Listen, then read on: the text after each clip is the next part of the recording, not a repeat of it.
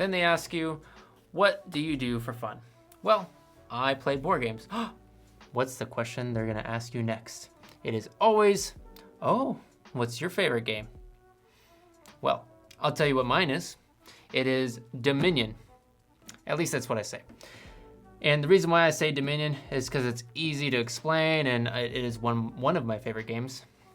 I think the question is a little off in its assumptions already because, I have a favorite game for the type of group I have, the mood we're in, the length of play, if we have 30 minutes or if we have 3 hours. So that question's a little misleading just in the way it's asked. So even though I say Dominion's my favorite game when I'm asked that question, I have lots of favorite games. It just depends on the situation. Now I bring all this up because Dominion is one of my favorite games, and I want to tell you why.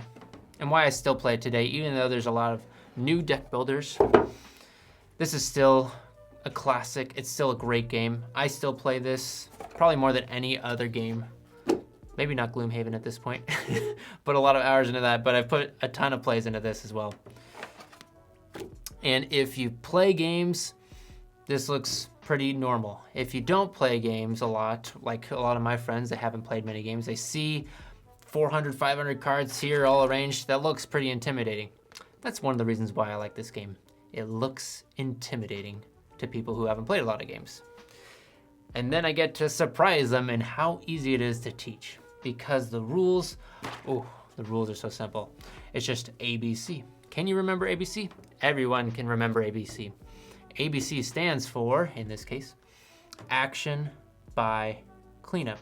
That's the whole turn structure. That's all you do. You play one action card, you can buy one thing, and then you clean everything up. Discard, get your new cards. So simple.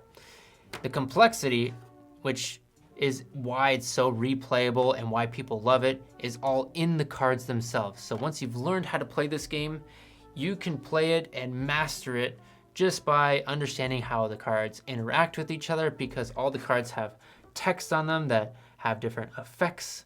And so even though you can only play one action, some of the cards say on it that they can play another action. It says +2 actions.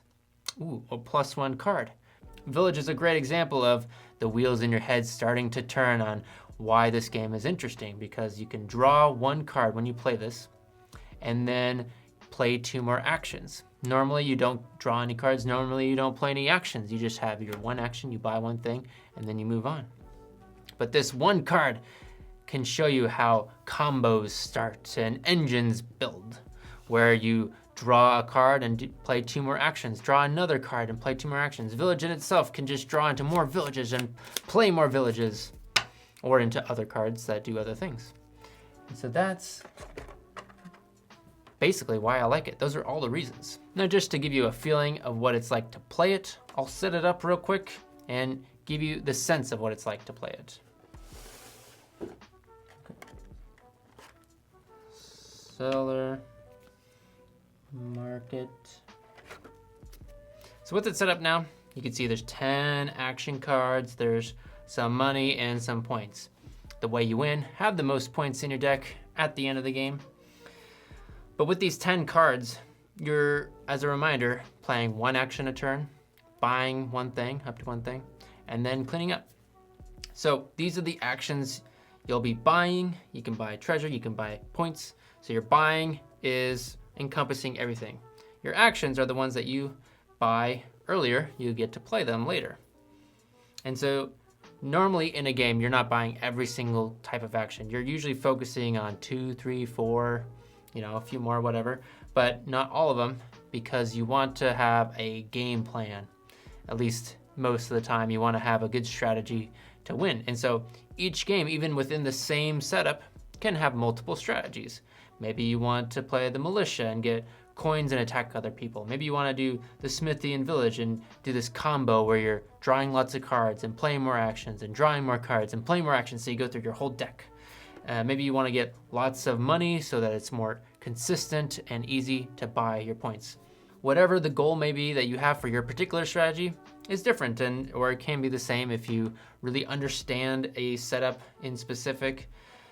And that's what makes this game strategic and complex, is the cards themselves and how they interact with each other. And the reason why it stands the test of time and keeps getting played and continues to get bought and more expansions keep coming out is because of the simple nature and how easy it is for people to learn, shuffle up their deck, and start playing.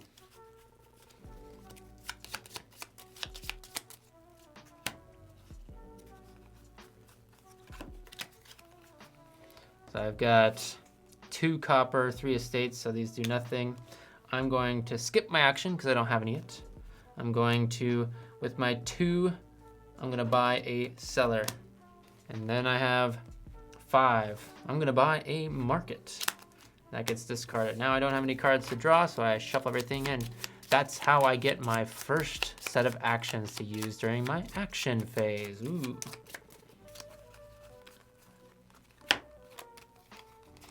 All right, so I have an action now. I'm gonna use it. So the market I'm gonna use, which says +1 card, +1 action, +1 buy, +1 treasure. So I start by drawing a card. And I can play another action if I have one or I want to. I don't in this case, so I'll move on to buying. It said +1 buy, so I can buy up to 2 things now. So with my 5 treasure and my additional 1 from the market, I have 6. So perhaps I buy a gold. Put that in here, discard. And I'll keep playing and build up my deck a little and show you a really fun combo turn that could happen if you're playing this in real life. Because everyone is almost playing their own form of solitaire. There's some interaction, of course, with some attack cards, and as piles of actions and things disappear, you can't buy them anymore. So you're trying to play around your opponents in that way and race to get the most points. So I'll show you a cool turn, or what I consider a cool, fun turn. Some of you may cringe that I don't have sleeves for this. Sometimes I play without sleeves. It's not Magic the Gathering, so I don't play with sleeves. All right, so I'm going to cellar, discard 3. 1, 2, 3. Play another action. I will market, draw, market, draw a card, and end with a smithy to draw 1, 2, 3. So 2 markets is 2 points, plus 3, 4, 5. So that's 7 points, or 7 treasure, and 3 buys.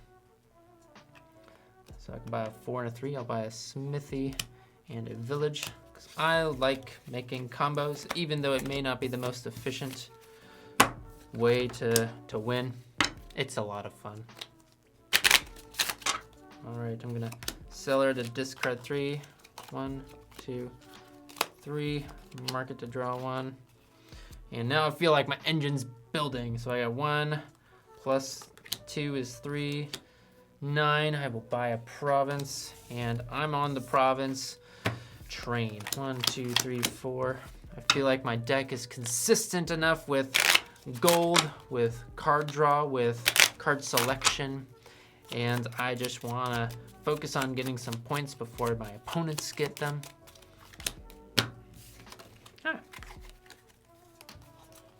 So now, village to draw a card, village to draw another card. So I have 4 actions left. Didn't hit it, but still got 8. So I can buy a province.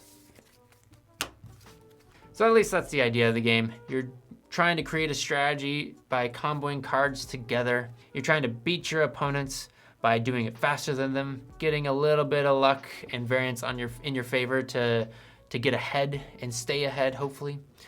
So this game's got a lot of replayability. It's a lot of fun. It's a classic for a reason. People still love it. There's an online version. There's strategy to dive into. There's communities all around Dominion. There's a ton of expansions. It's great, and it'll stay great. Setup and teardown, a little tedious, but not too bad.